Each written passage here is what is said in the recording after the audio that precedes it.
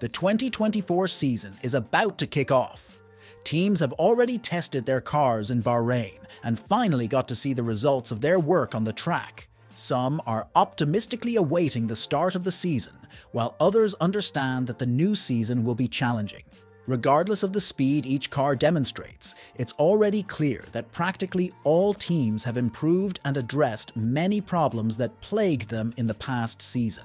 Both former underdogs, such as Haas, and powerhouses like Mercedes, on whom high hopes are pinned in the championship battle, have made strides forward. Each is moving in their own direction, adapting to their team's capabilities. So in this video, we'll examine the progress achieved by an underdog and the unique solutions implemented by one of the leaders. The previous season was, to put it mildly, a rough one for Haas. At the conclusion of all Grand Prix races, the team found itself in last place in the Constructors' Championship with only 12 points. The only notable achievement for the team was strong qualifying performances, mostly from Nico Hülkenberg. The Haas car performed relatively well in his hands during qualifying, especially on tracks where downforce wasn't as crucial. On a single qualifying lap, Haas could effectively harness the potential of the Ferrari engine, hardly worrying about tyre wear, thus posting a competitive time. However, the following day during the race, the team would often lose its good starting position due to dreadful race pace. According to the team principal, Ayao Komatsu, everyone in the team understood that they wouldn't be able to maintain the good positions secured in qualifying.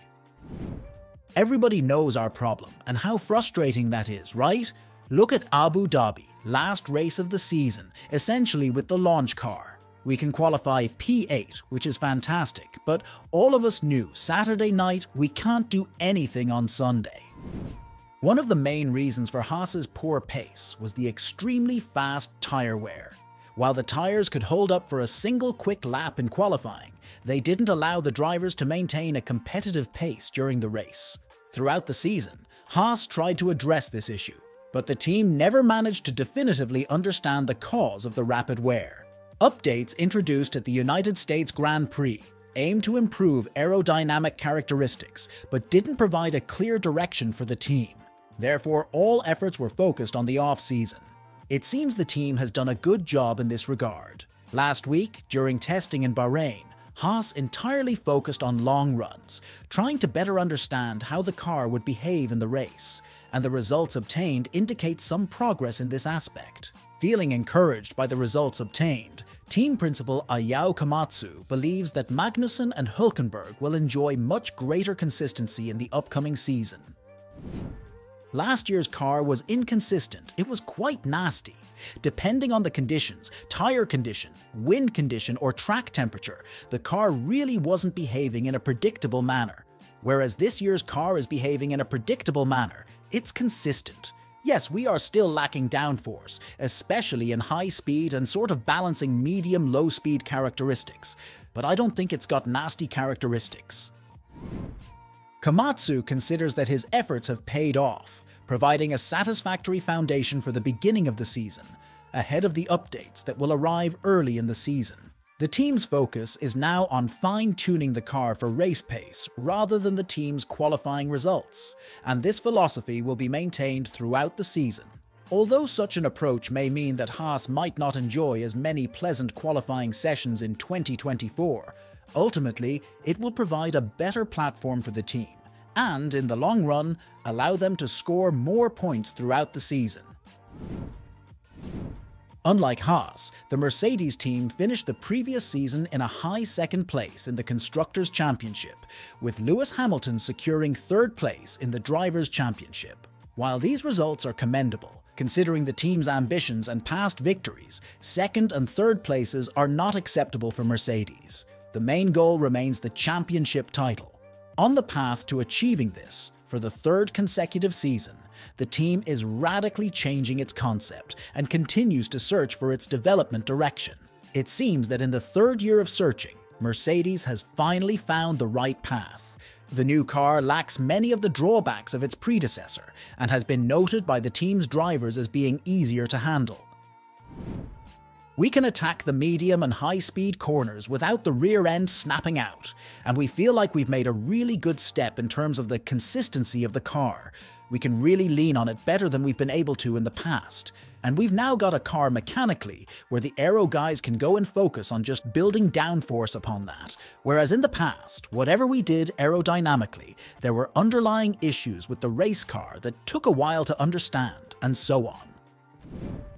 In response to journalists' questions about what the car still lacks, George Russell answered, "More downforce. When the car feels nice, but it's not quite on the pace, you just need to find downforce in the right places." Lewis Hamilton also shared his impressions of the car and highlighted stability as the team's main achievement. All that's needed now is to increase the productivity that's actually lacking. These improvements were primarily achieved not through changes in aerodynamics, but through enhanced mechanical components of the car. During the presentation of the W15, the team's technical director, James Allison, explained that the main efforts were focused on creating a new chassis, gearbox, rear suspension, and altering weight distribution. There were also innovations, as expected from a team that has already surprised us with the DAS system and the Zero Pods concept. The first innovation that everyone immediately noticed was the front wing. It not only has an unusual attachment to the second element for Mercedes, but also features a special upper detail that initially appears unattached to the car's nose. This design allows for a greater amount of airflow and creates vortices. It's unclear whether this wing will give the Mercedes car an advantage, but the fact that other teams are unhappy with it and consider it against the rules suggests that Mercedes is on the right track. Another innovation was the front suspension of the new car.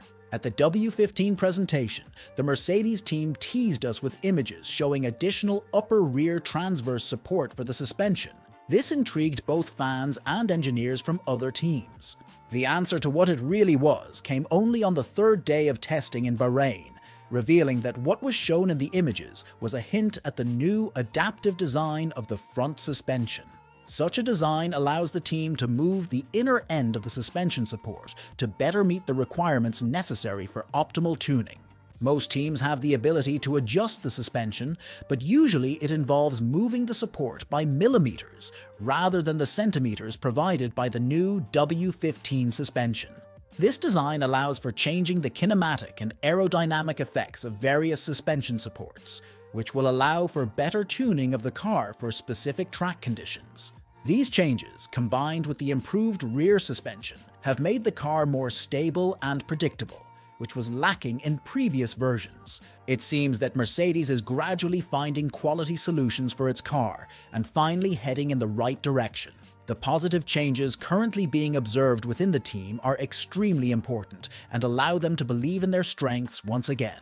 But will this progress be enough to compete for victories, or at least become a clear second force in the field? We will find out this Saturday at the Bahrain Grand Prix.